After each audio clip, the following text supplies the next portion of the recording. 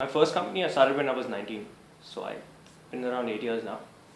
And I have three startups: Alma, Dedicator, and Last Minute Films.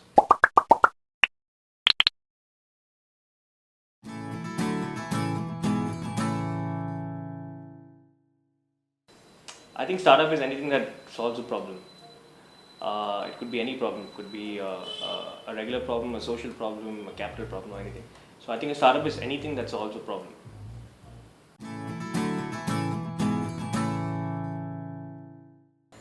Well, firstly, any college student who wants to be an entrepreneur, he has to realize that he's not going to get laid if he becomes an entrepreneur. In fact, far from it. So don't become an entrepreneur just because it's a fad. Don't become an entrepreneur just because you think you can become cool or you can get a lot of friends and you can get a lot of girls to follow you. None of that. An entrepreneur is someone who solves a genuine problem. Now that problem can be replicated if it's not existing. But an entrepreneur is not someone who duplicates ideas that are already existing and already solving problems.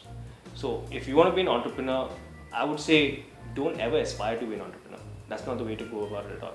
Aspire to have an idea, and that idea should be solving a very genuine problem. And if that idea solves a very genuine problem, because you have an idea that is solving a problem, then become an entrepreneur, not the other way around. So don't suddenly wake up one day and say, oh, I read Steve Jobs' biography and I want to be an entrepreneur today. That's not going to help. Rather than that, work on ideas that really appeals to you. And then say, okay, since I have a good idea, I'm now going to make it work. And then as a result of that, you become an entrepreneur. So my first entrepreneurial stint was in the 4th standard when my mom had packed a few brownies for me in the tiffin. And there was the last brownie left and this guy came up to me and said, can I have it? And I said no. And then he said, I'll offer you some money. So then a fuse went off in my head saying that, oh shit, I can make money off this. So I sold him that brownie and next day I got like 2 boxes of brownies. And then I started selling the brownies to half the class. Then within a week the whole class started buying brownies. But then the teacher found out, so I had to shut down that business. But that was my first experience with entrepreneurship, yeah.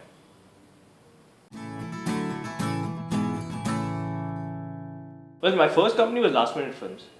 And the way it started was that we started uploading a lot of videos on YouTube. So a lot of people started calling me and started asking me that, would you do professional work? Like corporate videos, ad films and all of that. A small budget. So that's how it started, when I knew I got to make it more professional and register my company and all of that. So again, I started my first company because I needed to. So I don't think throughout my life I've aspired to be an entrepreneur. I don't think it's an aspiration. It just became a requirement or a subset of my ideas.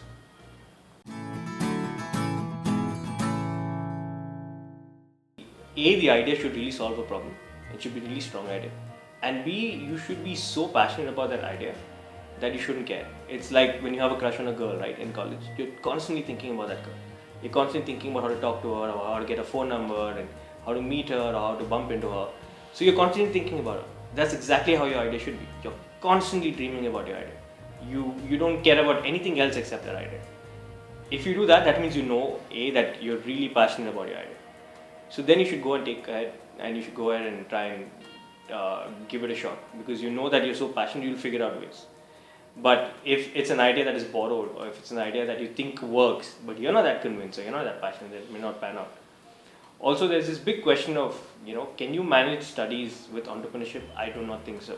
I think entrepreneurship is a very intense thing. You cannot manage studies with entrepreneurship. So I would say that if you have an idea, start incubating it in college. Then go full-fledged after you graduate. But you can't expect to be studying as well as running a company. I don't think anyone in the world has succeeded in that. Most people have ended up dropping out. But I'm not saying that you should drop out as well. But if you have a great idea and you think it's going to be really big, go ahead and drop out.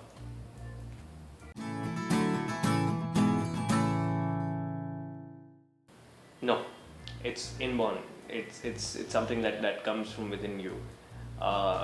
Because entrepreneurship is very closely related with leadership, right? You cannot be taught to be a leader. It comes from within. You can taught to be a follower. You can be taught how to follow people, but you can never be taught how to lead.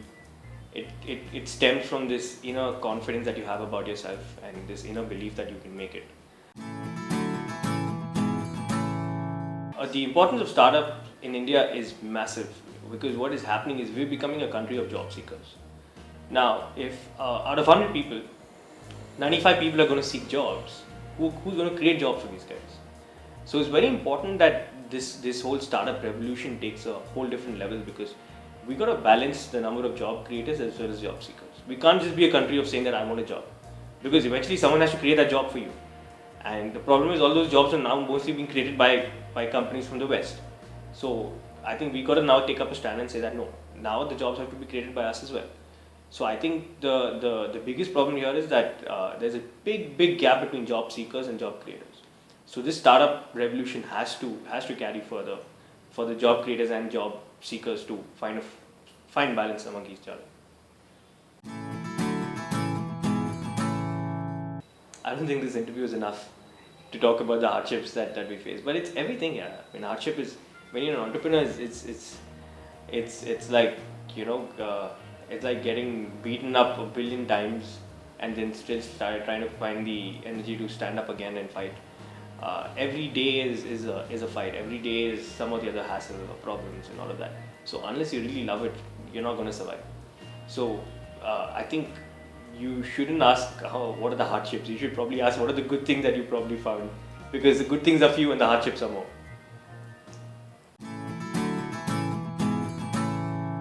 How many failures? I see failure every day.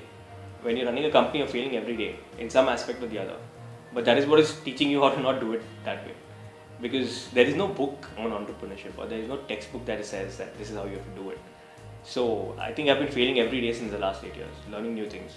Even today, we've been failing at multiple things, be it customer service, or be it deliveries, or be it logistics. But those failings can help us learn more from it. So I think when you're an entrepreneur, failure is like a part and parcel of life. Well, my most memorable experiences, so we run this company called Alma where we make merchandise for students of schools and colleges. So my friend and I had gotten an idea sitting in a bar where we decided that we'll make some Kitonian hoodies. That's how the idea started. So exactly a year later, we saw some random guy walking past us in that same bar wearing a Kitonian hoodie.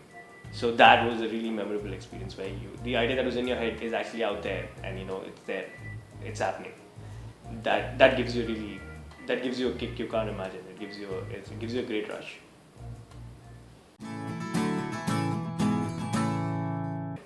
I don't think there's any age limit or age barrier to starting up. But yeah, I mean, eventually when you cross 29, 30 and you have a family to take care of and a home loan and a car loan, I don't think that's an ideal age for it to start up. I mean, a lot of people have done it, but a lot of people actually get dissuaded also to start up.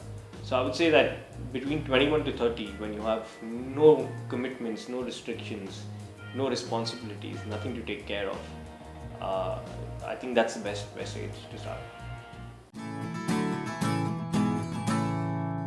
Well, if you have an idea, there are a lot of incubators, there are a lot of accelerators, there are a lot of mentors. Go speak to them, see how viable your idea is.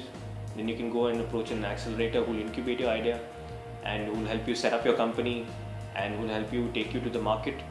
There are hundreds of these now. So starting up is never more easier. When we started up, we had none of this. All we did was just believe in ourselves. We had no mentors, we had no accelerators, we had none of that. But now it's so easy to start up that you have an idea, you can just walk up to an accelerator and probably in 6 months you may get funded as well if it's a great idea.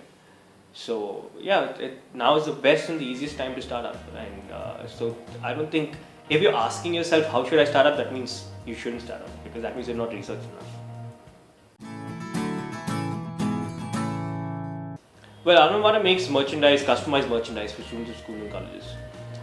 We're currently India's largest e-commerce company that does this. We work with over 3,000 schools and colleges, and we work with over 500 to 600 corporates, 200 private groups.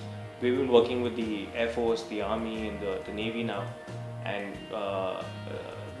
the basic business model is, if you want customized merchandise for your gang or for your class or for your batch or for your group, go on our website, design it the way you want to, choose the color, choose the size, make the payment, and we'll ship it for you. And it's as simple as that. Whereas this process was very, very complicated a few years back. If you had to get a customized merchandise made for your class, there would be 100 people that you had to call and figure out the design, and it was a very messy process. So now it's in one click you can get all of that at your doorstep, and it could be anywhere in India. And we've shipped to more than 350 different cities in India, just sitting out of this one small office in Koramangala. So that's what the first business does. Last Minute Films makes online video content. content mostly for YouTube, for companies, brands, bands, whoever it is.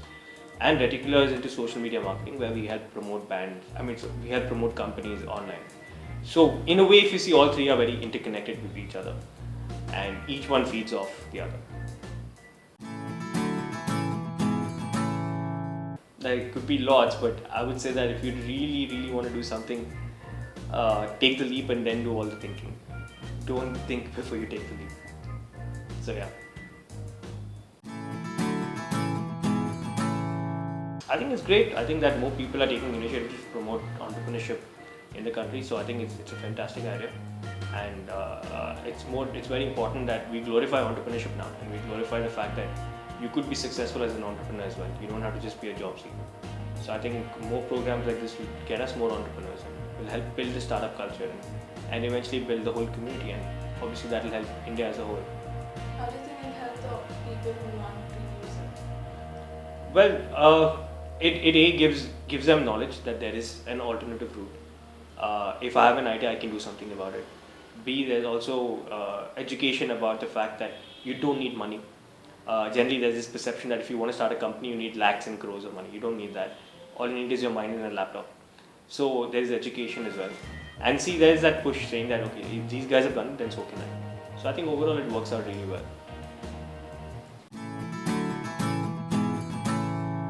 The coolest thing I would say is that your parents do not know what to tell their friends what they do, what your son does. So I think that's the coolest thing. Whenever anybody asks my mom, what does your son do, she has no clue, and I love the look on her face. So yeah, I think that's the coolest thing.